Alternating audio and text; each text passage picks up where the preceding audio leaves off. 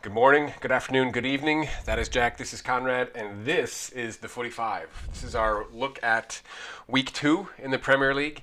We've got 3 matches that we're going to look at. The marquee matchup, City hosting Spurs. We've got a homecoming of sorts on the South Coast where Southampton will play host to Liverpool. And then the Monday night football matchup where Wolves will host Man United at the Molineux. We're also going to spend a little time talking about Richarlison, who's got his own homecoming of sorts, as well as talk a little bit about Frank Lampard. He had a big debut last week, had a big midweek match, and kind of see what people are saying about him and where he might be going. Without further ado, the marquee match on Saturday, it's the primetime 12:30 slot here in the U.S., 5:30, 6:30 in England.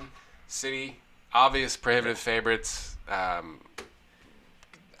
Interesting match, to say the least. Last year, these two teams played not only twice in the Premier League, of course, but they also played in the Champions League semifinals, and that was one of the best matchups that we've seen in a while. There was a thrilling, I think it was 5-4 or 5-5 on aggregate back then, and it was just phenomenal football between two phenomenal teams. And they denied Pep Guardiola European title yet again. Exactly, shot at the title yet again. And they always provide interesting matchups, and it's going to be interesting to see how they fare in this one. Last year, both teams finished in the top 4, and both of them have come off of opening weekend wins, and both of them have spent big this summer to address their needs. And I think that their players who they would be key for them have been hot. Sterling scored a hat trick in the opening game. Harry Kane scored a brace, and then new signings. He had that August knock where he couldn't score in August, and he's active early, which is a good sign for Spurs. There were 2 big midfield signings for both teams, Ndombele for Spurs as well as Rodri for City. And Rodri, although he didn't get on the assist or score dominant sheet, performance. He had about 96% pass completion percentage. Yeah. That was an incredible stat. He's good. And Ndombele had a belter that equalized the game against Villa before they ended up winning that one 3-1. I think that Kane with the 2 late goals. Spurs will feel confident going into this one. They have their best team in a while, but then again, this City team is one of the best teams England has ever seen. I think I feel confident in saying that. They also have won 4 straight against Spurs, and they've never won 5 straight against them in the Premier League. Statistics like these drive me crazy. People talk about them. This is via BetDAC, but because a lot of those players weren't there for those previous 5 matches or whatever it was. It just shows more so that historically, City have been a better side than Spurs in the more recent history. And I think that it excludes, obviously, the Champions League dominance that Spurs held last year, but it also just showcases the edge City have had domestically in the last 2 years. Back-to-back champions, obviously, and they'll be favorites at home, especially tonight. I think this is a more important match for Spurs than it is for City, to be honest with you. They've got to show early on that Ndombele made a difference. They're going to be without Son, who still got on that red card ban from end of last season. So it's going to be Musa up front alongside Kane probably. Eriksen is probably going to come back into the side after not playing in that first weekend. But I think this is a very, very important match for Spurs, and they've got to have a good showing. I think it'll show you where they are, because they've always been just a step behind where they need to be challengers. They were challenging when Leicester won the title. They were challenging when Chelsea won the title, and they've challenged the last 2 years. Bridesmaid. Exactly. Never the bride. They've never been the bride. And this match, I think, would prove them that they're there, and you have a bit more faith in them than I do. I think they're going to fall against City 3-2. You have a draw. Nothing. A 5-0 result wouldn't surprise me either. I've got it as a 2-2 draw. Jack's got it as a 3-2 win for City. We shall see. Go ahead. It's going to be tough. It's going to show how good Spurs are. They'll be for real if they can win this game. Agreed. Or will they just be a continuation of the last couple of years? Have they broken out of the consistently good team that they are and become a consistently elite team? That's the question of this matchup. Heading to the South Coast, there'll be one team out of these two that will be rooting for Spurs as well, which will be Liverpool. A bit of a homecoming. I've got these reversed. Liverpool should be on the right. Southampton should be on the left, but that's okay because this isn't Southampton. It's been noted that over the last 26 years, there's been 8 players that have moved from, and I've got that backwards too. Wow, 2 bad screw-ups in one slide. They're not moving from Liverpool to Southampton. They're moving from Southampton to Liverpool. 8 players, 173 million pounds over the last 26 years. And most notably by Brendan Rodgers, because when Suarez was sold, they were going to try and sign all of these replacements after Luis Suarez was sold for Ricky Lambert. Ricky Lambert was signed, Nathaniel Klein, Dejan Lovren, and Adam Lallana were all players of that direct era. And Sadio Mane was also signed then, and Jurgen Klopp was the headline. His headline signing was Virgil van Dijk. And so it's obvious that we've seen a lot of movement from Southampton to Liverpool, other than the opposite way around. But there is a bit of a change there in terms of the usual trend, because Yep. Danny Ings, who's been a very injury-prone striker for Liverpool, finally got a chance to get a loan move where he was healthy, and he was really good for Southampton last year, and he's made a move to them. So it's going to be interesting to see all these players going at it against their former clubs. I think that it's going to be, and especially for Liverpool, coming off that 120-minute penalty kick finish in Istanbul in midweek on Wednesday.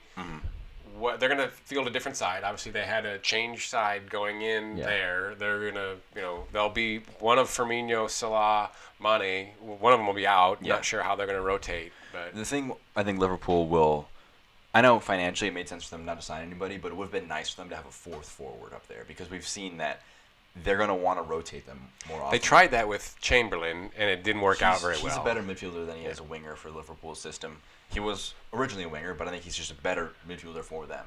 I think that if they had gone for a Coutinho, Ousmane Dembele up there, they could have just been even more lethal as a team, because you look at City, that team we mentioned already earlier, have so much depth, they can do so much rotation, so they would be able to handle this a lot better. Because Origi you can put up there, but he's got to be in the middle. He's not as good as other options would be. He's not a winger. And going from Istanbul on Wednesday to Saturday back in England, especially after a 120-minute game, Liverpool already looked fatigued in that first game. Yeah. It's going to be interesting. I think that we still believe in Liverpool, just because I think it's especially because Southampton are coming off of a woeful opening game, losing 3-0 against Burnley, Burnley obviously, but losing that badly while Liverpool dominated against Norwich. I think that Liverpool will be able to break out of this voodoo, obviously, where they've lost, Jurgen Klopp has lost against no sides as many times, or more times than he has against Southampton. Yeah, this is the world's worst worded tweet, again from BetDAC, but 3 sides that he's lost three matches to, and Swans, not in the Premiership any longer. Leicester, they're always a struggle for Liverpool. These are banana peel games for Klopp in the history, and we'll see if he can get past this. We mentioned it. It's you can never say in the second game of the season that this is a title deciding weekend, but it'll just show you where these teams are at. Are City going to be as consistently dominant against the big sides? I think they can be. And will Liverpool be able to avoid these slip-up games that they had a lot of last year, drawing against West Ham, Everton, losing to Swans a couple years ago? It wasn't last year. But if they're able to get through this one, then I think it'll show you that they have the ability. Not that they're going to, but they have the ability still to avoid the games. And does the depth hurt them, or lack of depth hurt them? Exactly. But again, Adrian was the hero in midweek, proving to be yet another master stroke from Klopp, perhaps a panic stroke, but he found Adrian however he found him, and he seems to be just a perfect cultural fit, and just another way of him. He was a good cultural fit, and he also managed to be. He gave up the penalty that sent it 2 penalties, but eventually he did make up for it, and I think that just shows he was able to step up. Yep. That's an important thing. Character. I've got it 3-0. Jack's got it 3-1, both to Liverpool. I think we're a little optimistic in Liverpool's favor. I think that they could always falter, because all the graphic will suggest otherwise. It is away from home. I think that it's going to be interesting to see how they handle. Bad mess up, man. How did moving on. The Monday night matchup at the Molineux. Tough place to play. United did not have a good showing against Wolves last year. But again, Wolves, much like Liverpool, coming off of this time a Thursday European match at home, the second leg of their Europa qualifier, where they ended up going through 8-0, so they'll go to the next round.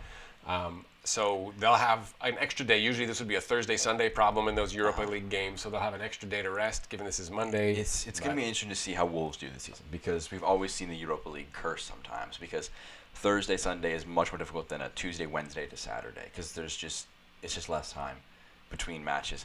And in Europa League, you tend to be traveling to more far-flung locations. Exactly, too. yeah.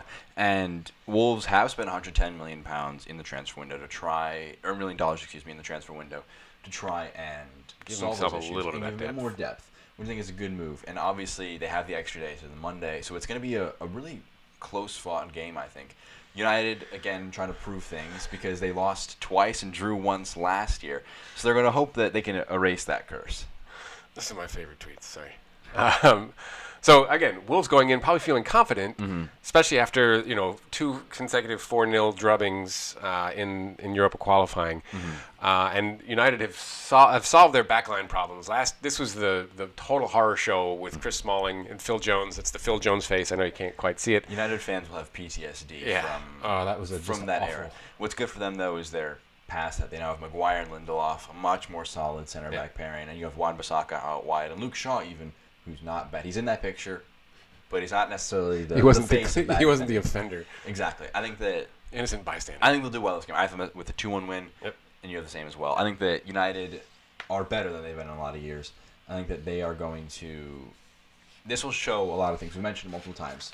Where will teams stand? We're still in a point in the season where we don't know exactly how good teams are going to be. There's only one Premier League game and only a few games besides that, like for Wolves and Liverpool. It's going to be interesting to see how they handle it. Wolves coming off of a draw against Leicester, United coming off of a drubbing against Chelsea at home. I think they have the chance. I think they're going to be much more defensively solid. And even though they lack the spark up front, losing Lukaku and not having a ton of options, I think they'll come out on top.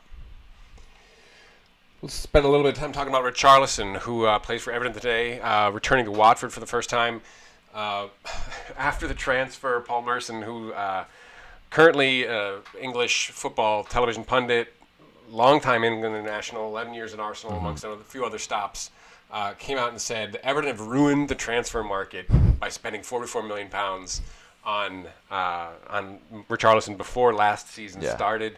Everton fans, nonsense. Yeah. He had to walk those comments back.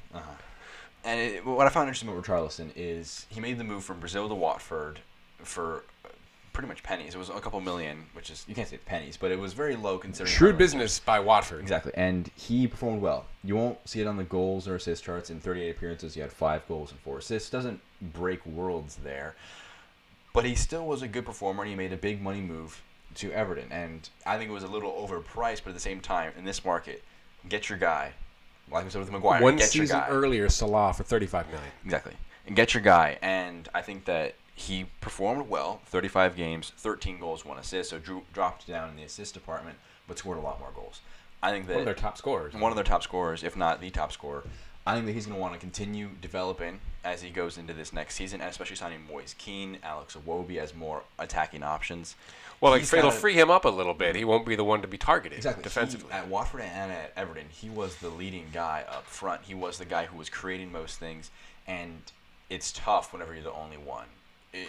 You'll get more chances to showcase your ability, but if you're more stifled, it's tough to do it. They'll be a better offensive side because of their signings. I think Moise Kean is one of the best pieces of business that you could have done because he's young, high potential, and not a crazy transfer fee at all, and no buyback clause for Juventus. So I think that he'll do well for them. And for Richarlison, he can play on the left or the right. I think it's going to be an interesting game to watch to see how he's going to perform, especially because he's going back to his old side. Yep. He's always going to watch. I think this is his year where he can really make another next breakthrough. step up. Exactly. Then does he get poached? Can Everton hold on to him? Exactly. He's made a step up from Brazil to Watford, Watford to Everton, and he's done well on the Brazil international side as well. He's got 13 caps and 6 goals, which are great stats for a 22-year-old. He is one of the more underrated players, I feel like. He constantly doesn't get the if he was an English player, let's say, I think he'd be 100 million all over him. But he is Brazilian, and he is a bit underrated. He has a chance to prove a lot this season, I think. Moving from Richarlison on to our manager in focus, which will be Frank Lampard. Obviously, Lampard, a longtime club legend at Chelsea, spent 13 years there, is the all-time leading goal scorer for the club with 211 goals. Spent 1 season at Derby, leading to a lot of people to question whether he has made this dream move to Chelsea too soon. He spent a season at Derby. They lost to Villa in the playoff promotion final, but did well and has pulled a couple of those players that were on loan at Derby back to Chelsea with him, given the transfer ban.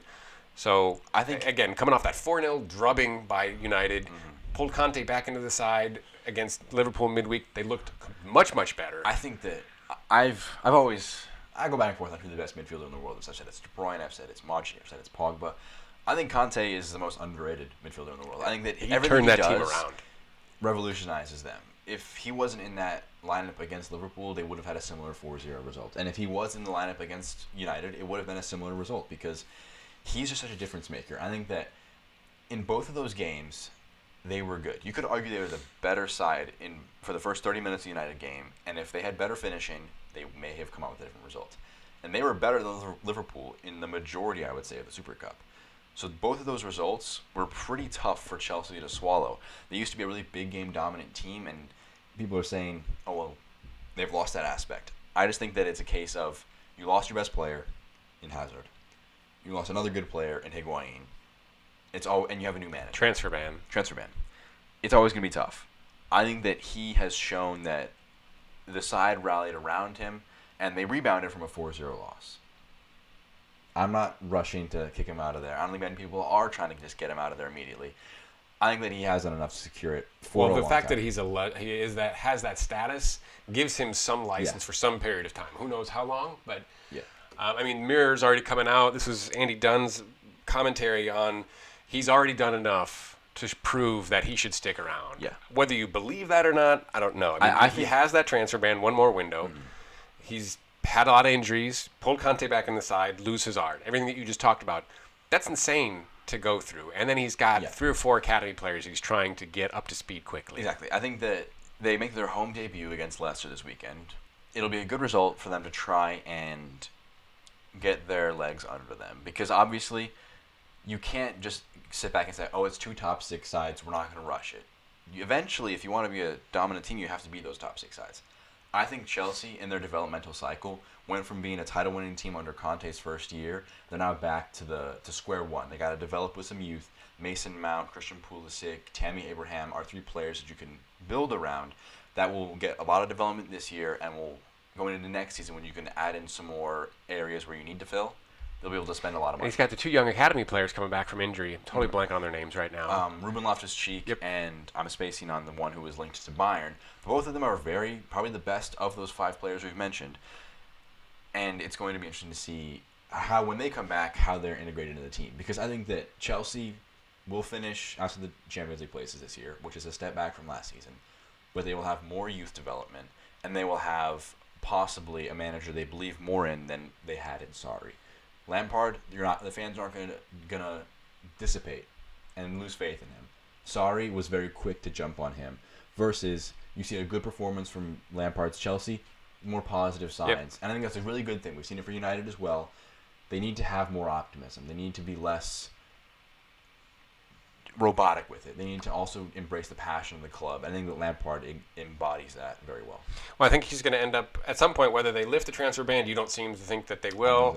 I don't know how to compare the City and Chelsea transfer bans adequately because I don't know enough about it, but he's going to have to get a center back and have to get a striker at some point, probably next summer. Those are going to be the ones that he's going to need to do because he doesn't have any depth in either of those positions, having shipped Higuain back to Chelsea. And David Luiz out for $10 million on transfer deadline day. Mm-hmm. But look, I think they're going to be fine. I don't have them in the top 6, but I think usually you think about 6-pointers in relation to the relegation zone, but this is Leicester and Chelsea. I think those 2 are going to be fighting for that 6th European spot. You do have 6th place going to Leicester. And I think this is a critical match for both of these clubs. I know it's week 2, but there's only 38 matches to decide every position in the table, every point matters. We saw Liverpool last season in their title push. In January, they started to draw a couple games that they should not have drawn in, and that ultimately cost them the title because they drew against Leicester, they drew against Everton, they drew against West Ham, and they lost to City in the space of a very short amount of time. And that is ultimately what led to them losing their large lead at the top of the table and led to them falling off. Every point matters. The games that matter aren't just in March and May and April. Yeah, no. They are also right now. You can't win the league at this stage, but you certainly can cost yourself some pretty prestigious positions to come the end of the season. Exactly. Thank you very much for Jack. Conrad, this has been the 45. Please like, subscribe, give us a comment. We appreciate it. Take care now.